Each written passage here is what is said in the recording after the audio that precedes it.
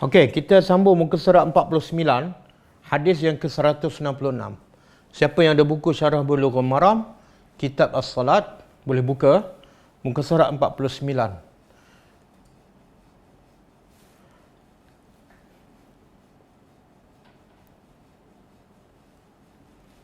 Hadis yang ke-166. Qala al-musannif rahimahullah wa an Abi Mahzurah radhiyallahu ta'ala anhu anna Nabi SAW a'jabahu sautuhu fa'allamahu al-azan. Maksudnya daripada Abu Mahzurah radhiyallahu anhu, sesungguhnya Nabi Muhammad SAW mengkagumi suaranya, lalu baginda mengajarnya azan. Hadis sahih riwayat Ibnu Khuzaimah. Maksudnya ialah Nabi sendiri, walaupun dia Rasulullah, walaupun dia ketua negara, tapi sifat Nabi sentiasa merendah diri. Walaupun benda tu nampak macam simple je, macam remeh-temeh je, iaitu azan je, tapi Nabi sendiri mengajar. Jadi pengajar untuk kita apa dah?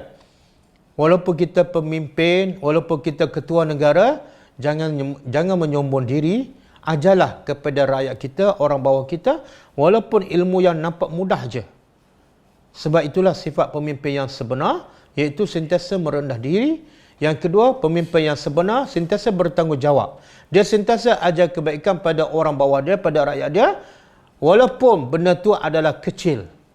Jadi mana ada pemimpin negara sekarang ajar rakyatnya azan? Mana ada, tak ada kan? Yang ajar azan ni biasa ustaz-ustaz je lah. Pemimpin tak ada, tapi itulah Rasulullah sallallahu alaihi wasallam. Wa innaka la'ala khuluqin azim. Sehingga Allah iktiraf Nabi ni adalah manusia yang paling agung akhlaknya. Kemudian yang kedua, Nabi nak begitu dalam hadis ni, Nabi nak pilih orang yang boleh melakukan azan, ialah orang yang suaranya paling sedap. Jadi Nabi pilih.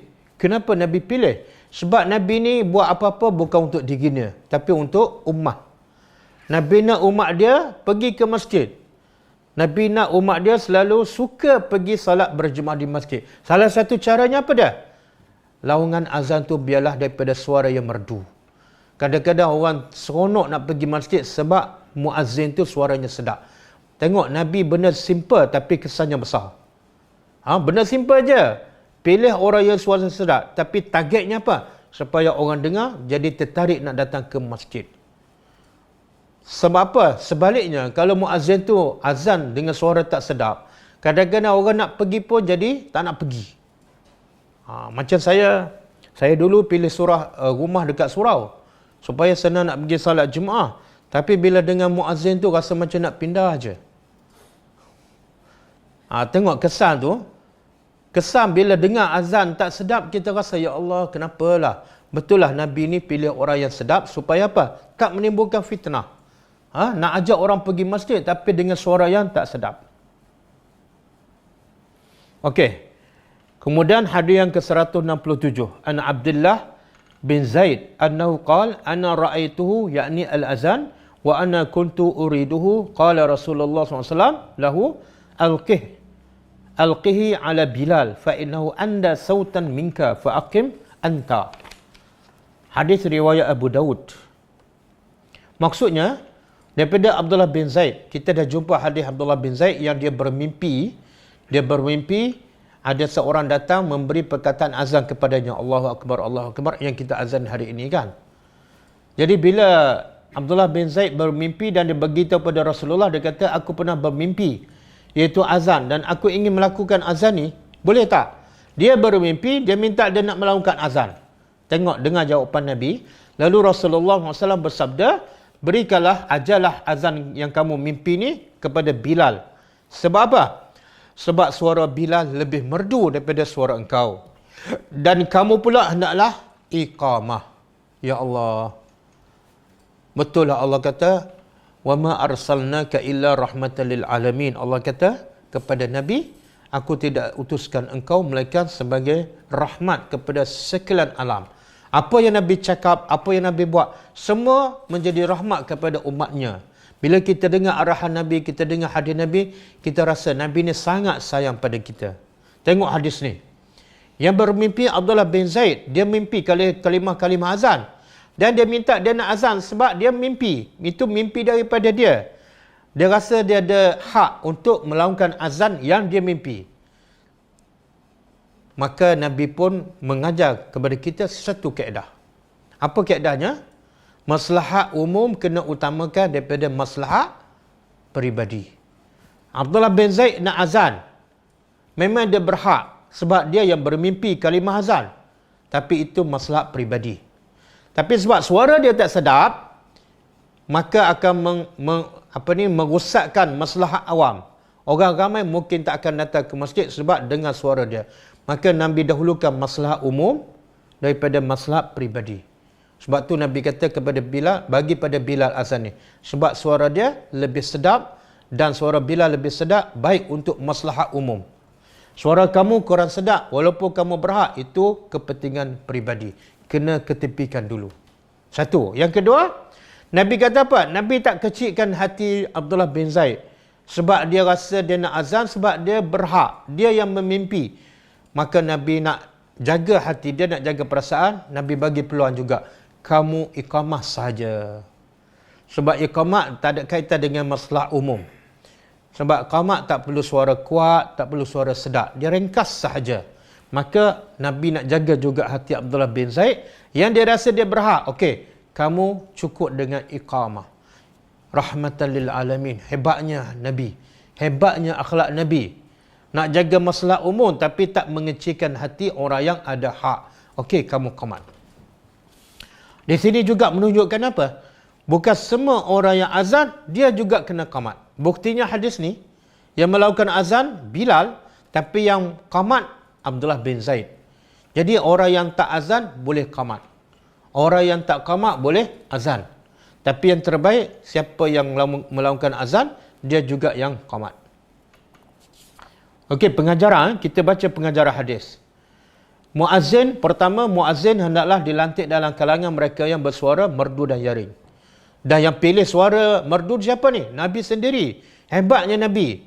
Rasulullah, ketua negara, tapi dia buat kerja yang nampak macam remeh. Sebab Nabi ni sangat peka, sangat prihatin kepada masalah ummah. Berapa ramai yang pemimpin besar peduli kepada muazzin yang suara sedap ataupun tak. Berapa ramai pemimpin tak ada. Pemimpin pun kadang-kadang tak pergi masjid dan tak pernah dengar azan. Wali'azubillah kan. Yang kedua, menjadi tanggungjawab pemimpin dan pemerintah mengajar segala kebaikan pada rakyat jelata. Kewajipan pemimpin. Kewajipan pemimpin mengajar agama kepada rakyat dia. Walaupun agama yang simple sahaja. Melakukan azan. Kadang-kadang cara makan. Kadang-kadang cara pakai baju. Kadang-kadang cara buang air besar. Itu adalah berkaitan dengan amalan kita dengan Allah Subhanahu Wa Taala. Jadi pemimpin yang hebat ialah pemimpin yang memberi ajaran agama yang betul dan sempurna kepada rakyatnya. Jangan asyik berebut je. Sampai PKP pun berebut juga. Sampai diisytiharkan darurat. Yang ketiga, tanggungjawab mengajar orang jahil dalam kewajipan seluruh umat Islam. Ya Allah. Nabi jahil, Abu Mahzurah tak reti azan. Maka Nabi sendiri ajar, bila Nabi tengok Abu Mahzurah suara sedap, Nabi nak suruh dia azan. Dengar, Nabi nak suruh dia azan. Tapi dia tak tahu. Nabi tak kata pada sahabat, okey kamu ajar? Tak. Nabi sendiri mengajar azan kepada Abu Mahzurah. Hebatnya akhlak Nabi. Nabi tak menyerahkan tugas, tak suka menyerah tugas yang dia boleh buat kepada orang. Berapa ramai orang yang dia boleh buat, tapi dia malas sebab dia bos, sebab dia ketua, dia pas je, pas, order je. Itu bukan pemimpin yang hebat. Pemimpin yang hebat, dia akan buat semua kerja selagi mana dia mampu. Simple aja, ajar azan. Nabi boleh je suruh sahabat lain buat, tapi Nabi sendiri rendah diri mengajar. Sifat tawaduk Rasulullah yang sanggup mengajar sahabat walaupun tentang azan semata-mata. Yang kelima, Islam menganjurkan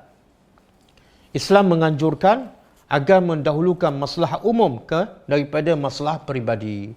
Kadang-kadang kita ada masalah keluarga kan, masalah diri kita. Ada meeting ke, nak tambah income kita ke, tapi waktu yang sama orang perlukan bantuan kita. Orang miskin perlukan makanan. Orang miskin perlukan pengajaran, perlukan ilmu kita. Maka dahulukan masalah umum daripada masalah kita. Kadang-kadang kita dah belajar, dah banyak dah bertembung waktu kelas kita dengan orang kelas tak nak mengajar orang miskin. Kita belajar tu masalah kita, masalah peribadi. Kita pun dah banyak belajar. Orang miskin tak pernah belajar. Dan bukan dia seorang, ada anak dia, ada keluarga dia. Maka dahulukan masalah umum. Pergilah mengajar orang miskin, walaupun kita mungkin terpaksa ponting satu kelas. Sebab itu masalah umum. Yang kelima, yang keenam, harus mendahulukan masalah khusus daripada masalah umum. Jika tidak bertentangan dengan kepentingan umum. Harus mendahulukan masalah khusus. Macam mana tu? Qamat. Nabi boleh pilih orang yang suara sedap juga. Tapi sebab Nabi nak jaga perasaan Abdullah bin Zaid yang bermimpi azan, Nabi nak jaga perasaan dia. Walaupun suara dia tak sedap, tapi Nabi jaga juga masalah maslahat dia. Walaupun dia suara tak sedap. Kenapa? Sebab iqamah tak melibatkan masalah umum. Dia suara sedap ke tak sedap, dia tak mengganggu proses perjalanan solat. Okey? Saya nak baca satu lagi hadis. 168, hadis 168. Wa an Jabir bin Samurah radhiyallahu taala anhu qala sallaitu ma'an nabi sallallahu alaihi wasallam al-eidaini ghaira marrah wala marrataini bi ghairi azanin wala iqamah. Maksudnya daripada Jabir bin Samurah radhiyallahu anhu katanya, aku pernah salat 2 hari raya bersama Nabi Muhammad sallallahu alaihi wasallam. Bukan sekali, bukan 2 kali, banyak kalilah. Aku salat hari raya bersama Nabi. Kata siapa? Sahabat yang bernama Jabir bin Samurah. Dan aku dapati Nabi mendirikan solat hari raya sama Aidil Fitri ataupun Aidil Adha tanpa azan dan iqamah. Jadi solat raya tak ada azan dan tak ada iqamah. Kalau orang azan dan iqamah, mana dia agama yang bukan daripada sunnah Nabi, agama yang pelik. Bahkan biasa kita solat hari raya, orang akan sebut apa? Sebelum solat raya tu, bila akan sebut apa? Dia bukan azan, dia bukan iqamah. Tapi ada satu perkataan dia sebut. Apa dia?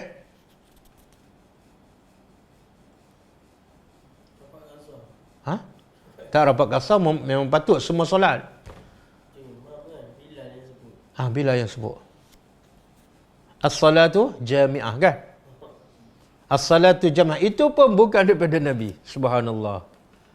Nabi bila solat raya, betul qasar, rapat qasar, terus angkat takbir. Azan tak, iqamah pun tak, as-salatu jami'ah pun tak. Yang as-salatu jami'ah yang ada dalil bila Nabi salat gerhana sahaja. Bila Nabi salat gerhana, baru Nabi kata as-salatu jami'ah. As-salatu jami'ah. Salat hari raya, Nabi tak sebut. Okey, pengajaran daripada hadis ni.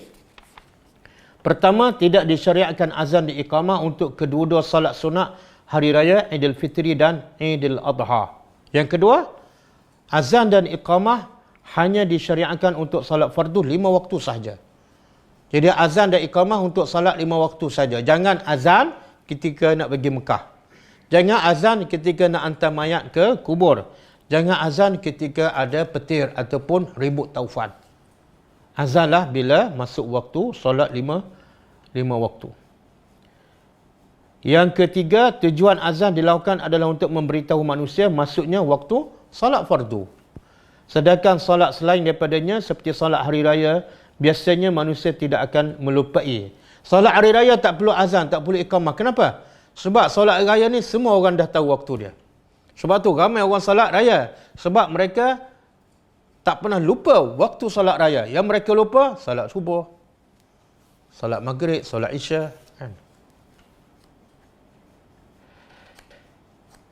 Yang keempat, dianjurkan mengerjakan solat sunat hari raya secara berjemaah. Wallahu alam.